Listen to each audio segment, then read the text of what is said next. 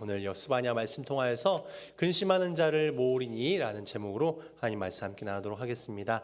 우리 옆에 계신 분들과 함께 인사하시죠. 샬롬 반갑습니다. 참 잘 오셨습니다. 샬롬 반갑습니다. 네, 감사합니다. 네, 한 주간 평안하셨는지요? 네, 우리 샬롬으로 인사했습니다. 샬롬은 주님의 평화를 빕니다. 네, 여러분 삶과 영혼 가운데 평안이 깃드시길 소망합니다. 제가 이렇게 여러분께 인사드려 볼까요? 네, 밤새 평안하셨습니까? 또 아침 식사하셨습니까? 좀 어색하죠. 근데 저희가 조금 예전에는 이런 인사를 많이 했었습니다. 좀 어르신들께는 밤새 평안하셨습니까? 잘 주무셨는지를 이제 묻는 안부의 인사죠. 또 조금 이렇게 또 어른들께도 많이 인사드렸던 것 같아요. 식사하셨습니까? 진지 잡수셨습니까? 실은 왜 이런 인사들이 우리에게 있었을까 생각해 보면 실은 그 인사는 우리의 소원은 소망을 담는 경우가 많습니다. 그런 이유는 밤새 어르신들이 많이 돌아가시거나 좀 몸이 아프시거나 이런 일들이 많이 벌어졌기에 밤새 평안했는지를 묻는 것이 이제 중요한 인사였고요. 또 우리나라가 실은 먹고 살기 힘든 시절이 많았으니까 그런 시절에는 우리가 잘 먹고 지내는지 식사는 하고 잘 챙겨 먹고 크게 어려움은 없는지를 묻는 것이 참 중요한 일이었기 때문에 인사말로 그렇게 식사하셨습니까? 네, 아침 식사 하셨는지요? 묻는 인사가 많이 있었습니다. 실은 좀 전에 이스라엘의 인사 샬롬으로 인사를 드렸는데 이스라엘은 과연 평화했기에 이 평화라는 인사를 했을까요? 실은 그렇지 않죠. 이스라엘은 역사적으로도 실은 평화하지 않았습니다. 늘 전쟁과 늘 외적들의 침략과 이런 고난이 끊임없이 있었기 때문에 하나님의 평화가 제발 좀 있었으면 좋겠다. 이런 마음으로 서로에게 평화를 빌고 이 나라의 민족의 평화를 빌고 실은 그래서 이 샬롬이라 인사를 했던 거죠. 영국 같은 경우 영어에 이제 그렇게 영어로 인사를 한다면 뭐 굿모닝, 뭐 굿 애프터눈, 굿 이브닝, 실은 또 굿나잇. 우리는 그냥 안녕하세요라고 인사할 걸 걔네들은 이 시간을 나눠서 오전에는 이렇게 인사하고 낮엔 이렇게 인사하고 저녁에 이렇게 인사합니다. 왜 그럴까?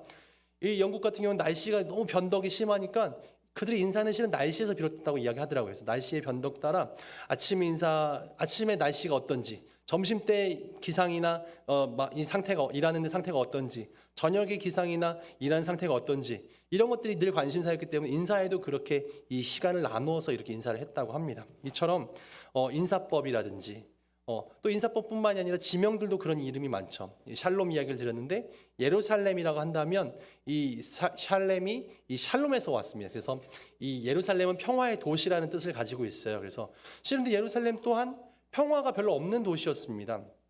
늘 끊임없이 침략과 전쟁이 있었고 지금까지도 네, 그렇게 이슬람이나 또 유대교나 기독교가 끊임없이 자기들의 성지라고 주장하면서 분쟁과 다툼이 끊이지 않는 곳이 예루살렘이죠.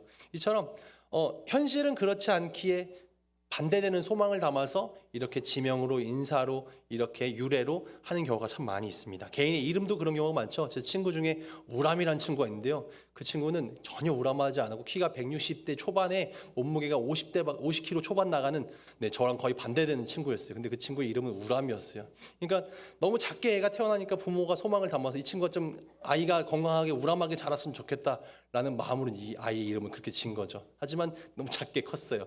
중요한 건 실은 이 삶의 자체가 실은 우리는 현실은 굉장히 고난하고 어렵습니다. 근데 그런 고난하고 어려운 현실을 극복하기 위해서 인사로, 이름으로, 지명으로 실은 다양하게 소망을 담아서 긍정적인 이야기들을 합니다. 그런데 우리 삶은 늘 고해라고 표현해요. 불교적으로는 고난의 고통의 바다라고 이야기합니다. 예수님도 이런 이야기를 하시죠. 비유를 들어서 이런 비유를 하십니다. 이 귀신 들린 사람의 비유인데요. 마태복음 12장 43절부터 나오는 비유에는 더러운 귀신이 사람에게 나갔을 때에 물 없는 곳으로 다니며 쉬기를 구하되 쉴 곳을 얻지 못하고 이에 이르되 내가 나온 내 집으로 돌아가리라 하고 와보니 그 집이 비고 청소되고 수리되었거늘 이에 가서 저보다 더 악한 귀신 7을 데리고 돌아가서 거하니 그 사람의 나중 형편이 전보다 더 심하게 되니라. 이 악한 세대가 또한 이렇게 되리라. 주님 이렇게 말씀하십니다. 이 더러운 귀신이 나간 상황, 이것으로 본문이 시작되는데요. 실은 이 더러운 귀신이 사람에게 나갔다는 이야기는 이 사람의 상태가 좋아졌다는 이야기죠. 그러니까는 이 더러운 귀신 들린 것 같은 상황, 실제 귀신일 수도 있고 정신질환일 수도 있고 뭔가 정신적으로 그렇게 힘든 상태일 경우도 있죠. 그러니까는 우리가 뭔가 이 사람과의 관계 측면이든 현실의 문제이든 어떤 정신질환이든 여러 가지 큰 어려움이 있었어요.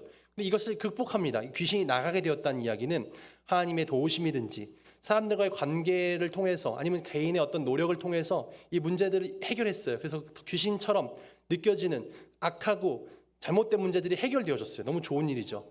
그 상태를 본문 말씀 44절은 그 집이 비워지고 청소되고 수리되었다는 표현을 합니다. 그래서 우리 상태도 큰 어려움이 왔을 때, 귀신이 들린 것 같은 실은 그런 문제가 있을 때 그 귀신이 나가게 되는 어떤 극복의 상황, 청소되고 잘 정돈되고 뭔가 이제 정비가 되었어요. 빈틈이 없어졌죠. 그런데 큰 문제는 그 귀신이 다시 돌다가 다시 이 사람을 찾아와 보니 이 사람이 더 건강해진 거죠. 문제가 없어졌어요. 해결되어진 상태. 그 상태를 보고 더 강한 귀신 7을 데리고 와서 그 사람에게 들어와서 그 사람 형편을 더 어렵게 만들었다. 잘 청소되고 잘 정돈되고 견고해 보였던 그 사람은 더 악한 귀신 때문에 더 힘들고 어려운 상태에 놓여지게 되었다. 실은 이것이 근데 우리 삶의 역사이기도 합니다. 보시면 우리가 뭔가를 해결해요. 뭔가 하나의 문제를 해결하고 극복하고 하나님의 도우심으로 우리 사랑하는 사람들과의 도움으로 또 개인의 열정과 노력으로 새로운 어떤 정신 상태로 뭔가를 극복해냅니다. 근데 그 하나를 극복하면 그것으로 계속되는 행복이 있었으면 좋겠지만 아까 고해라고 했잖아요. 끊임없이 어려움과 더 악한 귀신 7은 찾아오는 거죠. 그럴 때 하나를 극복하는 순간 또 다른 문제가 찾아온다는, 우리가 가난을 극복하기 애를 썼어요. 우리 민족이 가난을 극복해냈습니다. 너무 감사한 일이죠. 근데 가난을 극복해냈더니 그 이면에는 뭐 자연이 황폐화되기도 하고 생태계가 파괴되기도 하고 그 극복한 속에서 또 신자본주의란 물결 하면서 뭐 이렇게 빈부격차가 커지기도 하고 또 그로 인해서 뭐 계층 갈등이 생겨지기도 하고, 실은 뭔가를 하나 극복하면 또 다른 문제는 끊임없이 옵니다. 우리 요즘 젊은 세대들이 대학에 못 가는 친구들은 없어요.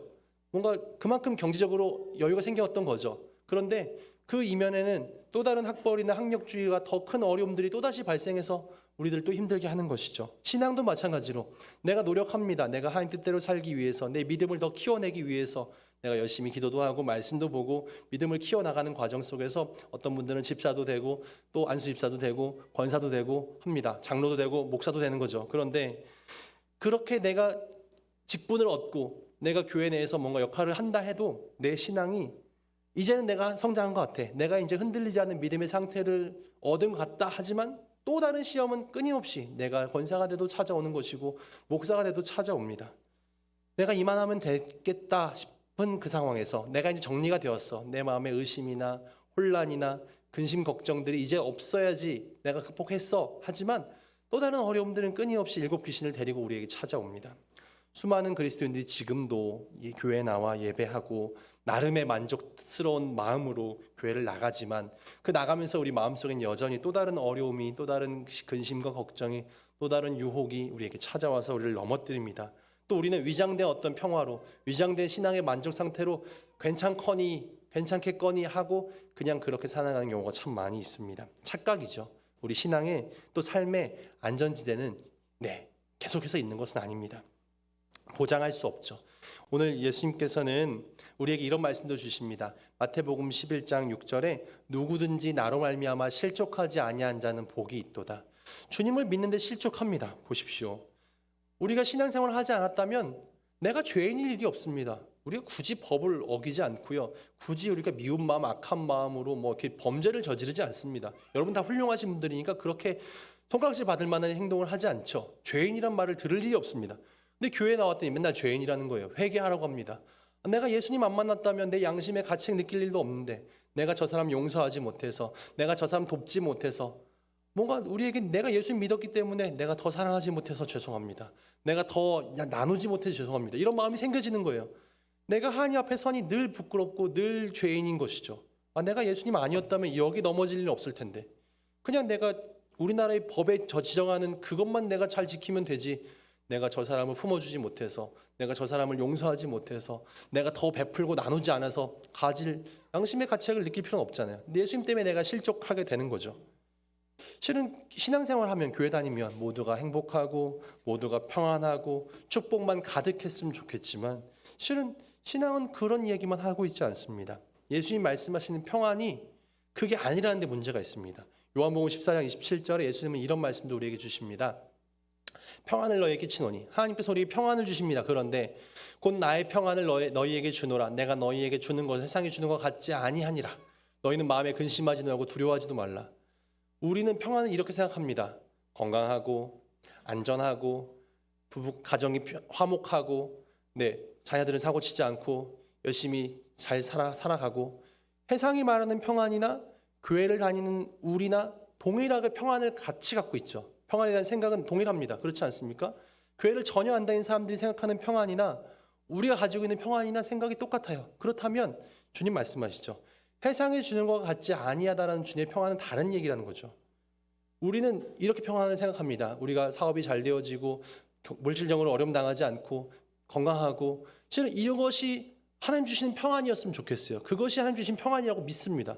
그런데 주님 말씀하시길 내가 주는 평안은 세상이 주는 것과 다르다라는 거죠. 세상은 그게 평안이라고 이야기하는데, 세상은 그게 평안이라고 우리에게 가르쳐 주는데 왜 다르다고 이야기할까? 여기 이제 갈등이 생겨집니다. 세상이 주는 평안과 주님이 주고자 하는 평안 사이에 괴리가 있는 것이죠. 그리스도인들은 근심이 찾아옵니다. 우리도 근심이 있죠. 그럴 때 우리는 이렇게 합니다. 기도하고 찬송도 하고 함께 신앙의 동역자들끼리 같이 기도도 하고 격려합니다. 말씀을 읽으면서 힘을 얻어요. 그리고 근심을 이겨냅니다. 근심이 사라진 것만 같아요. 신앙의 힘으로 이긴 것 같습니다. 마음이 청소되고 정돈된 상태가 되는 거죠. 그런데 생각합니다. 그리고 생각하죠. 주님 말씀하신 것처럼 너희는 근심하지 말라 하셨지, 난 더 이상 근심하지 않겠어. 근데 불행히도 신앙인들의 약점이 내가 근심이 해결된 것이 아니라 근심이 그냥 마비되어 있는 상태인 거죠. 근심하지 말라고 했으니 난 근심하지 않겠어. 근심을 생각하지 않지만 여전히 내 안에 근심거리가 되는 문제는 여전히 남아 있습니다. 신앙이 근심을 극복하게 해준 것이 아니라, 더 이상 그게 내게 근심이 안 되는 것이 아니라 그냥 근심을 생각하지 않고는 있지만 여전히 이 불안하게 폭탄으로 남아 있습니다. 신앙의 근심을 극복하고 이겨내게 만들어야 되는데 신앙의 근심을 그냥 마비시켜 버렸어요. 더 이상 생각하지도 말래. 생각하지도 않겠어. 지금 저 사람과 문제가 있는데 너무 걱정되고 근심돼요. 근데 기도합니다. 하나님, 나 근심하지 않겠어요.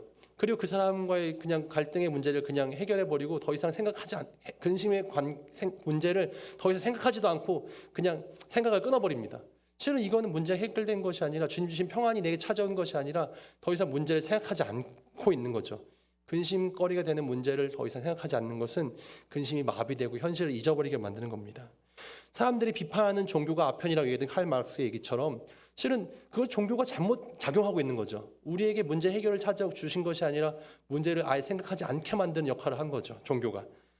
예수님께서 너희는 근심하지 말라고 하셨던 그 말씀이 정말 참된 의미는 이런 내용이었어요. 너희가 첫째는 먹고 마시고 입는 것, 즉 탐욕으로부터 찾아오는 근심을 하지 말라.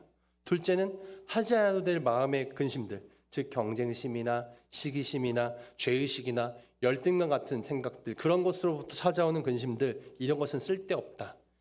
그래서 사도 바울은 이 말씀을 우리에게 이렇게 설명해 줍니다. 하나님의 뜻대로 하는 근심, 요한복음 고린도후서 7장 말씀 보시면 두 가지 근심이 등장하는데 우리는 근심을 하나로만 생각하지만 말씀 한번 띄워주실까요? 고린도후서 7장 10절에 하나님 뜻대로 하는 근심은 후회할 것이 없는 구원에 이르게 하는 회개를 이루게 하는 것이요 해상 근심은 사망을 이루는 것이니라. 주님 말씀합니다. 근심을 안 하고 하는 것의 문제가 아니라 근심의 내용과 근심의 질이 중요한데, 바울은 하나님의 뜻을 따르면서 하는 근심은 오히려 우리를 구원에 이르게 한다라고 이야기합니다.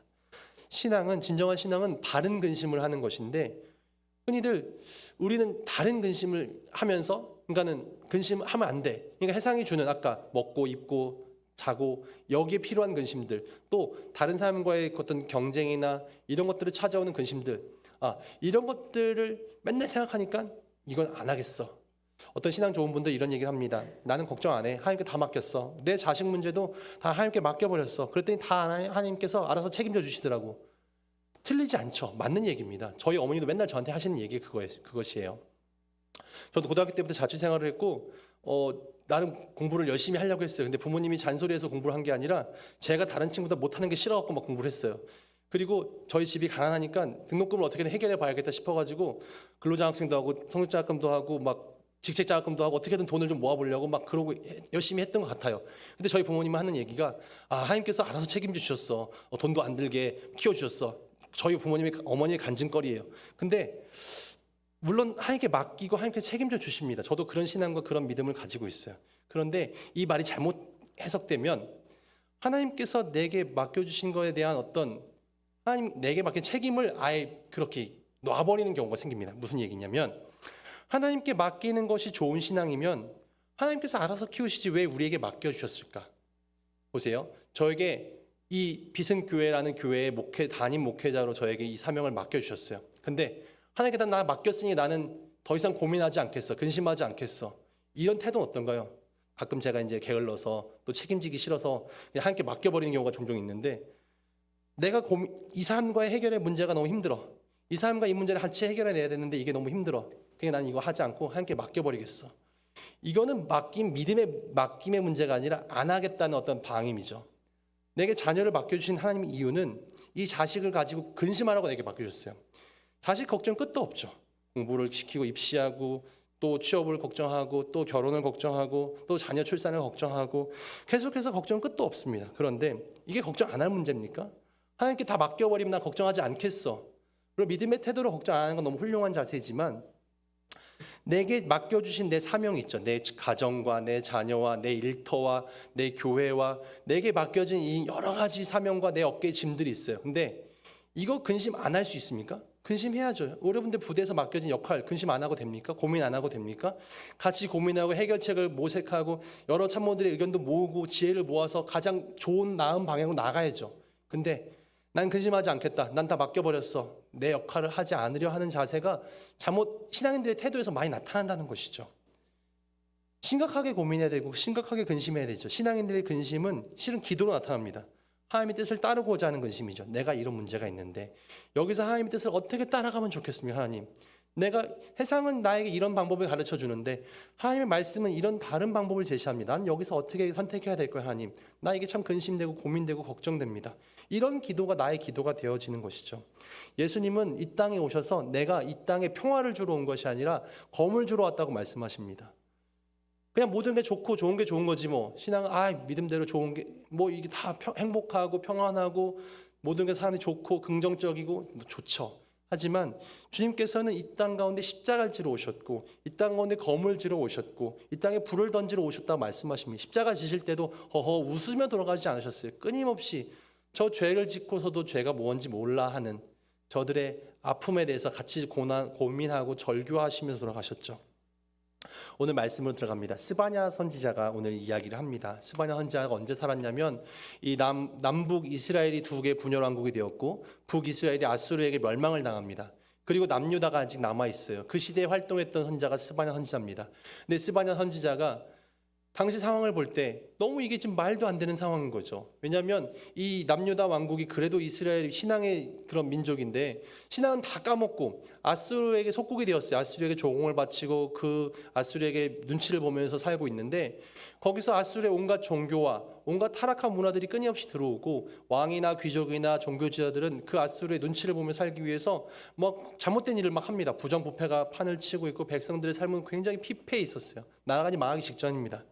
그 상황에서 스바냐는 이스라엘 민족에서 아주 강하게 비판하죠. 하나님의 심판이 너희들에게 임할 겁니다. 이렇게 잘못하고 이렇게 잘못 행하고 있는 이 유다 민족, 그리고 이 유다 민족을 괴롭히는 저 아수르 민족, 하나님께서 가만두지 않으실 겁니다. 반드시 심판하실 겁니다.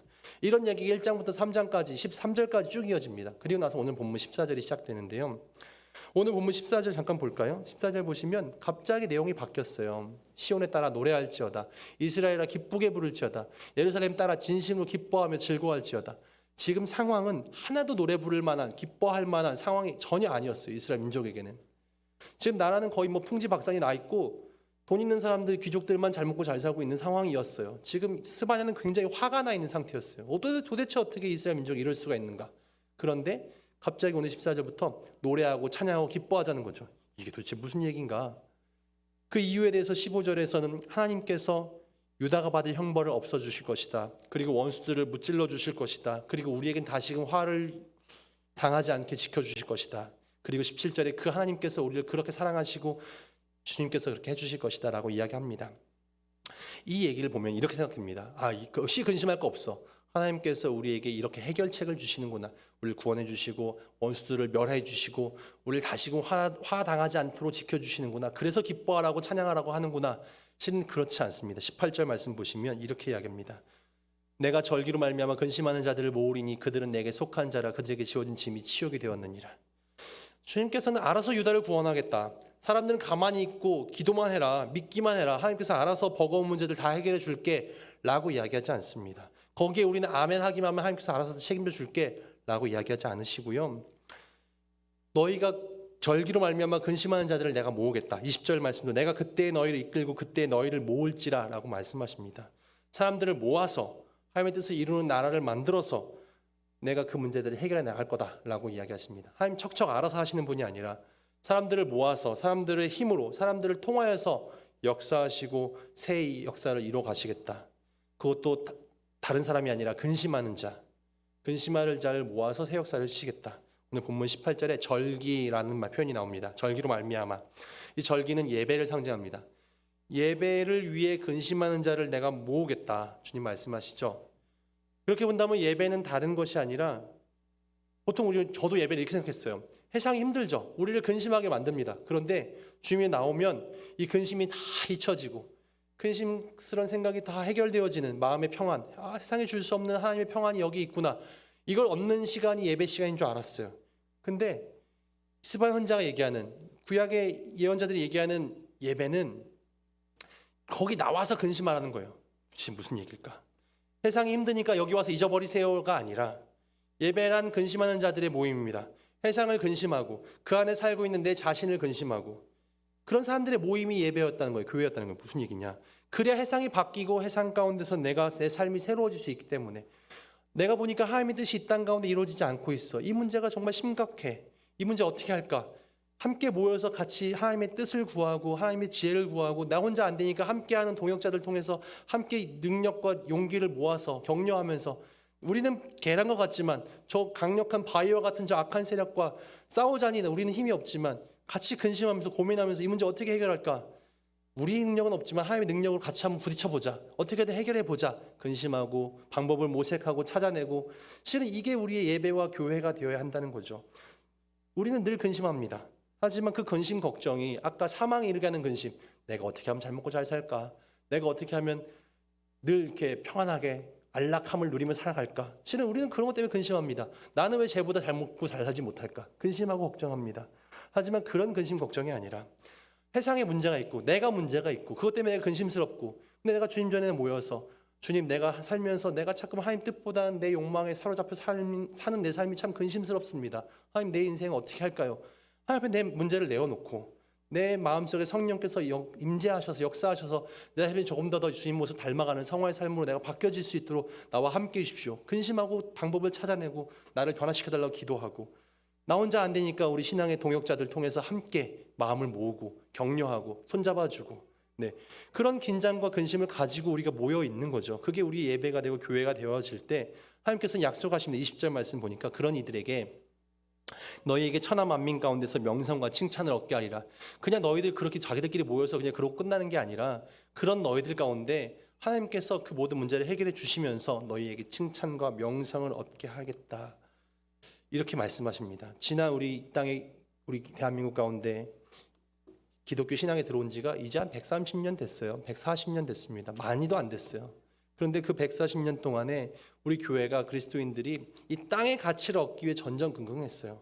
이 땅에서 부를 누리고 이 땅에서 명예를 누리고 그것이 하나님의 축복이라고 이야기했고 그것이 축복이라고 선언하면서 간증해 왔어요. 예수 믿어서 내가 잘 먹고 잘 살게 되었다. 하나님의 놀라운 축복입니다. 제가 제일 힘들었던 게 예전에 저희 교회에 제가 사역했던 민간교회에 어떤 분이 오셨는데 전도 폭파 이런 집회였는데 어느 교회에 계신 분이 자기가 저기 하나님께서 하나님의 어떤 인도하심 따라 땅을 샀는데 그 땅이 70배로 돈을 많이 벌었다는 거예요. 아무튼 그런 축복의 간증을 막 하시는 거였어. 너무 힘이 너무 들었어요. 이런 얘기를 어떻게 전도 집회에 강력하게 간증을 할 수가 있을까? 이런 얘기 듣고 교회 오는 성도들이 하면 이거 교회 어떡하지? 막 이런 너무 힘든 마음이 너무 올라오는 거예요. 과연 하나님 잘 믿으면 내가 투자한 데가 대박 나야 부동산 대박이 나고 주식이 대박이 나고 실은 안 그런 성도들은 어떻게 하죠? 그게 하나님의 섭리입니까? 교회를 옮겨갔더니 그 땅이 갑자기 부동산이 개발돼가지고 교회의 재산이 늘어나서 하나님 놀라운 축복입니다라고 선포하는 목사님들의 설교를 들으면서 성도들은 아멘 하는데 이걸 견딜 수가 없는 거죠. 세상 사람들은 그런 교회를 너무나 욕합니다. 개독교가 됐고요, 먹사가 됐고요. 너무 그냥 우리끼리 그냥 자기들끼리 잘 먹고 잘 사는 종교로 세상 사람들은 욕합니다. 우리가 과연 해야 될 예배는 과연 무엇일까? 우리의 교회는 세상 가운데로부터 어떻게 비판을 막아낼 수 있을까? 20절 얘기하는 것처럼 너희 가운데 명성과 칭찬을 얻게 하시고자 했던 하나님 마음은 과연 무엇이었을까? 우리는 참된 근심을 하기 위해 이 자리에 모였습니다.